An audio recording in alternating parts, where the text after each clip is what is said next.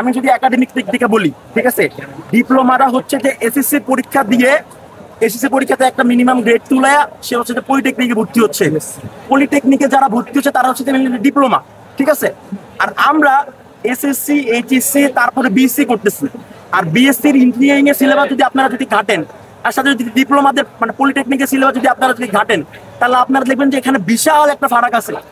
আমরা যে কোনো একটা প্রসেসের ম্যাথমেটিক্যাল ক্যালকুলেশন থেকে সব ধরনের অ্যানালাইসিস করি, কিন্তু ওরা জাস্ট প্রসেস জানে, কেমনে কাজ করতে বেড়ে জানে। এখন আপনি যদি একটা ট্রিপলের ইঞ্জিনিয়ার আর একটা ইলেকট্রিশিয়ান মিস্ত্রি যদি বলেন দুজন তো সেম, তাহলে তো হইলো না, ঠিক আছে। একটা ইলেকট্রিশিয়ান মিস্ত্রি জানে যে এই তার জোড়া দিলে কাজ হয়ে যেতেছে, কিন্তু একটা ইলেকট্রিশিয়ান মিস্ত্রি জানে যে পুরোটা সিস্টেম কিভাবে রান করতেছে, আমি পুরো সিস্টেম কিভাবে ইফিসিয়েন্টলি রান করাতে পারি। আমাদের কাজ তো রান করো না, এটাকে ইফিসিয়েন্ট করা, ঠিক আছে। এই কারণে ডিপ্লোমা ইঞ্জিনিয়ার, ডিপ্লোমা টেকনিশিয়ান এবং বিএসসিদের মধ্যে অনেক অনেক ডিফারেন্স আছে। আমরা এই ডিফারেন্সের লাইনটা আজকে এই আন্দোলনের মাধ্যমে টেনে দেওয়ার ট্রাই করতেছি।